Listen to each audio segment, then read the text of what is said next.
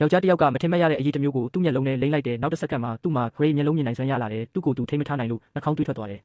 မိမစစ်တစ်ယောက်ကသူ့ကိုစေးုံသွားဖို့ဒေါ်လာ100ပေးခဲ့တယ်သူမထွက်သွားတော့မယ့်အချိန်မှာယောက်ျားကသူမကားထဲမှာထိုင်ပုံတစ်ခုရှိနေတယ်လို့မြင်လိုက်တယ်သူချက်ချင်းသူမကိုတားပြီးလူတိုင်းကိုအမှန်တိုင်းပြောပြခဲ့တယ်ဒါပေမဲ့သူမ၏အတွင်းရင်းမှုကသူကိုပြဿနာလုပ်သူလို့ထင်ပြီးအော်ဟစ်ခဲ့တယ်ထို့နောက်သူမဆော့ကိုဆွဲပြီးထွက်သွားလိုက်တယ်ယောက်ျားကဘောင်းမကခေါင်းတောင်စတင်နေပြီလို့မြင်လိုက်တယ်အရေးပေါ်အချိန်မှာသူရှုပ်ကိုမြေပြင်ပေါ်သို့ပစ်ချလိုက်တယ်အတွင်းရင်းမှုကအန်အော်ဘီသူ့ကိုဆွဲခေါ်သွားကရဲကိုခေါ်မယ်လို့ပေးခဲ့တယ်ဒါပေမဲ့နောက်တစ်စက္ကန့်မှာပဲပေါက်ကွဲသွားတဲ့ထိုအချိန်မှဆရာကယောက်ျားကသူမအသက်ကိုကယ်ခဲ့တာကိုနားလည်လိုက်တယ်ကျေးဇူးတင်မှုအနေနဲ့သူမကယောက်ျားကိုသူမအိမ်ကိုခေါ်သွားခဲ့တယ်အိမ်ရောက်ချင်းအလုပ်သမားမိန်းကသူမကိုသူမအဖေတေခါနီးနေပြီလို့ပြောခဲ့တယ်ဆိုကချက်ချင်းအပေါ်ထက်ကိုပြစ်တက်သွားခဲ့တယ်မူးမိနေတဲ့အဖေကိုတွေ့ပြီးသူမအယမ်းဆိုရင်သွားတယ်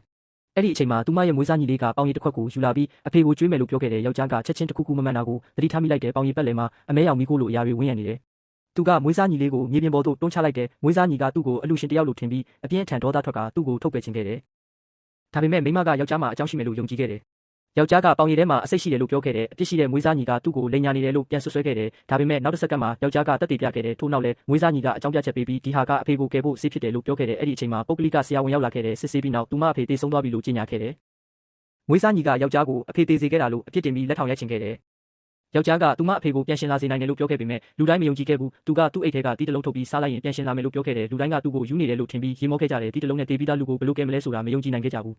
မိမတောင်တန်တရားရှိခဲ့ပေမဲ့တခြားရွေးချယ်စရာမရှိတော့တာကြောင့်သူ့ကိုယုံကြည်ဖို့ဆုံးဖြတ်ခဲ့တယ်သူမကတီးကိုဖြတ်ပြီးအဖေကိုကြွေးလိုက်တယ်အဖေကရုတ်တရက်တုန်ခါလာတယ်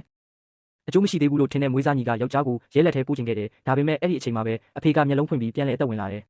ယောက်ျားကတီးနဲ့သူ့ကိုကယ်ခဲ့တာကိုသိပြီးနောက်အဖေကချက်ချင်းစောင့်ကြပ်သူတွေကိုယောက်ျားကိုလွှတ်ပေးရန်အမိန့်ပေးခဲ့ပြီးမိသားစု၏ဂုဏ်ထူးရှင်ဖြစ်လေးစားဆက်ဆံခဲ့တယ်